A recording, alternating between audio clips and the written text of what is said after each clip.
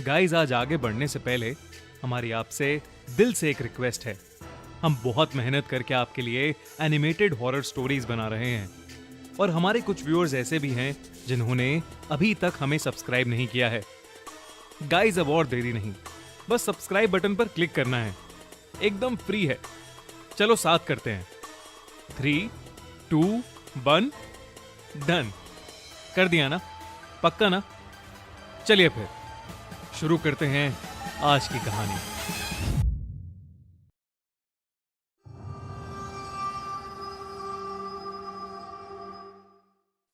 The monkey. हम सबके बचपन की सबसे सुहानी यादें शायद हमारे खिलौनों की होती हैं। खिलौने कभी हमें हंसाते हैं, कभी रुला देते हैं और उम्र के साथ साथ बस एक किस्सा बन के रह जाते हैं। पर क्या आपने कभी ये सोचा है कि शायद आपका कोई खिलौना कुछ राज छुपाए बैठा है?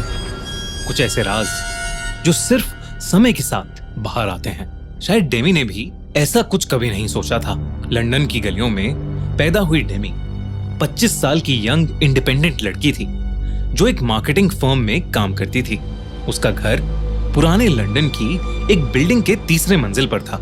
एक पुराना लेकिन मजबूत मकान। इस घर में डेमी की फैमिली तब शिफ्ट हुई थी जब डेमी केवल 11 साल की थी।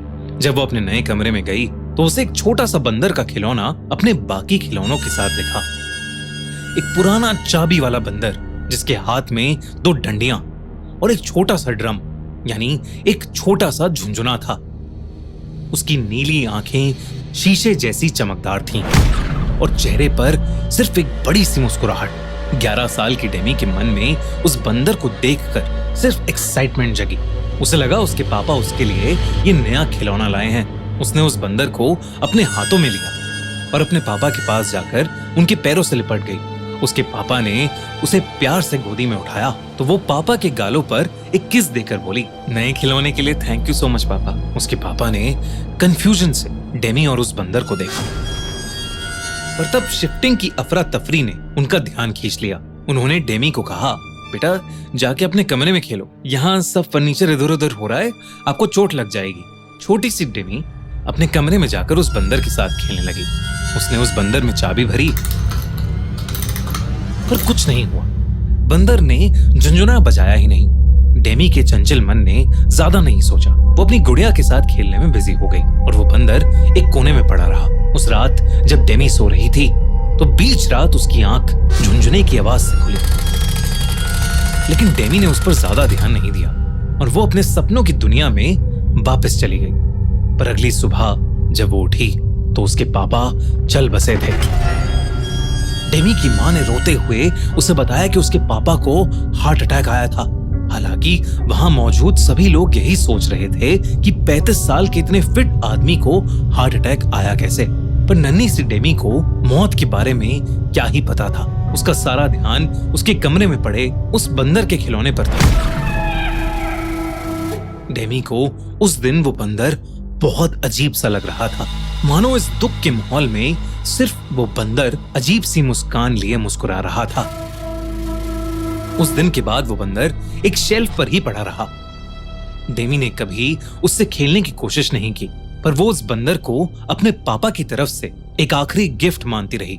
इसलिए उसे फेंकने का ख्याल कभी डेमी के दिमाग में आया ही नहीं। समय का पहिया घूमा और धीरे धीरे वो बंदर भी डेमी के बाकी खिलौनों के साथ एक स्टोर रूम में चला गया। डेमी की आंखों और दिमाग से कई सालों तक छुप गया। अब डेमी एक वर्किंग प्रोफेशनल थी। हाल में उसका प्रमोशन हुआ था और उसने डिसाइड किया कि बोनस के पैसों से वो अपना मकान रेनोवेट करवाएगी। दोस्तों, हमने अपने crime channel the crime show पर सिद्धू मूसेवाला मर्डर केस को कवर किया है। अगर आप सिद्धू के फैन थे या अगर आपको जानना है कि एक्चुअली में सिद्धू मूसेवाला केस में क्या हुआ था, तो इस वीडियो के बाद हमारी उस वीडियो को देखना मत भूलना। लिंक पिन कमेंट और डिस्क्रिप्शन में। रेनोवेशन शुरू होने से पहले डेमी की मां ने सोचा कि घर का सारा पुराना सामान फेंक देना चाहिए और स्टोर रूम साफ करने की जिम्मेदारी आई डेमी पर। जब वो स्टोर रूम साफ कर रही थी तो उसके हाथ लगा उसके खिलौनों का पुराना कार्टन। कार्टन के अंदर सबसे नीचे छुपा हुआ था उस बंदर का खिलौना। जैसे ही उसने उस बंदर को उठाया एक ठंडा सा झटका उसके हाथों से दिमाग तक पहुंच गया। बंदर का वो खिलौना ठंडा पड़ा था, जैसे किसी ने अभी अभी उसे बर्फ से निकाला हो। डेमी उसे देखकर हैरान थी। उसकी सारी पुरानी यादें वापस आ रही थीं। तभी अचानक उस बंदर के हाथ से झुनझुना बज उठा। सेम के डेमी के हाथ से वो बंदर छूट गया। ज्यादा ना सोचते हुए डेमी ने उसे वापस कार्टन में रखा और अपनी माँ से कहा कि इस कार्टन को उनकी मेड के बच्चों को दे दें, बच्चे खेल लेंगे उन खिलौनों से। लेकिन तभी डेमी का फोन बजा। उसकी बेस्ट फ्रेंड सिमोन का एक्सीडेंट हो गया था। डेमी सब कुछ वैसे ही छोड़कर हॉस्पिटल भागी। सिमोन कोमा में थी और डॉक्टर्स ने उम्मीद छोड़ दी थी। ये सुनकर डेमी का दिल सुन पड़ गया था। उस रात जब वो हॉस्पिटल से वापस आई तो उसके बेड के पास वही बंदर पड़ा था, वैसे का वैसा झुनझुना, वैसे का वैसा झुनझुना हाथ में पकड़े हुए। उसने सोचा कि उसकी माँ ने शायद वो बंदर कार्टन से निकालकर वापस रख दिया होगा। लेकिन तभी एक अजीब बात हुई। उसकी माँ ने उस बंदर को देखा और पूछा, ये बंदर कहाँ से मिला तुझे? मैंने तो इसे सालों पहले फेंक दिया था। बिल्कुल अच्छा नहीं लगता ये खिलौना मुझे। अपनी माँ की बात सुनकर डेमी की रगों में ठंडी लहर दौड़ गई। अगली कुछ रातों में चीजें और भी अजीब होने लगी। जब भी बंदर का झुनझुना बजता, कोई ना कोई बुरी खबर आती। पहले एक रिश्तेदार का देहांत हो गया, फिर सिमोन इस दुनिया से चली गई। उसने सोचा कि ये कैसा इत्तेफाक है, जब भी झुनझुना बजता मौत आती। डेमी एक पढ़ी लिखी लड़की थी जो अंधविश्वास में बिल्कुल नहीं मानती थी, पर न जाने क्यों डेमी को लगने लगा कि हर मौत की वजह वो बंदर का खिलौना था। डेमी ने हर तरीके से इससे छुटकारा पाने की कोशिश की। उसने बंदर को जलाने की कोशिश की, पर आग नहीं लगी। उसने उसे घर के बाहर फेंक दिया। लेकिन अगले दिन वो फिर से बेड के पास मिला। डेमी को ऐसा लग रहा था कि बंदर किसी बहुत भयानक अनजानी शक्ति से बंधा है। अपनी सारी नाकाम कोशिशों के बाद थक हार कर डेमी ने अपनी माँ को सब बताया। उसकी माँ को वो बंदर हमेशा से अजीब लगता था। वो कई बार उस बंदर को फेंक चुकी थी, पर हर बार वो बंदर डेमी के कमरे में मिलता।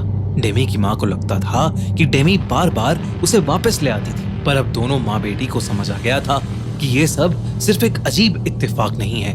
डेमी और उसकी माँ ने चर्च के एक प्रीस्ट को घर बुलाया और उन्हें सब कुछ बताया। जैसे ही उस प्रीस्ट ने उस बंदर को देखा, उसने चिल्ला के पूछा, ये कहाँ से आया आपके पास?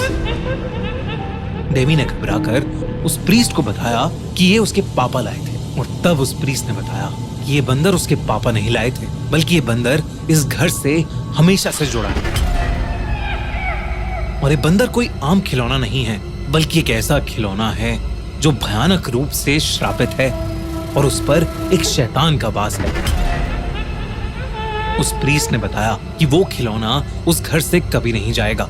बेहतर यही होगा कि डेमी और उसकी माँ इस घर से हमेशा हमेशा के लिए चले जाएं। जब तक उन लोगों पर उस खिलौने का साया है, तब तक उनकी जिंदगियां इसके झुनझुने से जुड़ी हुई हैं। जब जब उसका झुनझुना बजेगा, तब तब किसी की मौत का फरमान लिखा जाएगा। दोनों माँ बेटी घबरा गए और उन्होंने उस प्रीस्ट की बात मान ली। लेकिन घर छोड़ने से पहले उस प्रीस्ट ने उस घर का एग्जॉर्सिज्म किया और उस बंदर के खिलौने को एक बक्से में डालकर उस बक्से को क्राइस्ट के लॉकेट से बांधकर ताला लगा दिया। अगली ही सुबह डेमी और उसकी माँ ने वो घर छोड़ दिया। फिर कुछ महीनों बाद उस घर में नए ओनर शिफ्ट हुए। उनका एक 8 साल का बेटा था, जिसे अपने कमरे में फिर से वही बंदर का खिलौना मिला और वो इस बार भी वैसे ही झुनझुना बजा रहा था। दोस्तों, अगर आपको ये कहानी अच्छी लगी तो हमारे चैनल खूनी मंडे को सब्सक्राइब करना बिल्कुल मत भूलना और ऐसी ही इंटरेस्टिंग हॉरर स्टोरीज की लेटेस्ट नोटिफिकेशंस के लिए जल्दी से बेल आइकन दबा दो और साथ ही एंड स्क्रीन पर क्लिक करके देखो Sidhu Moosewala murder case, only on the crime show by खूनी मंडे।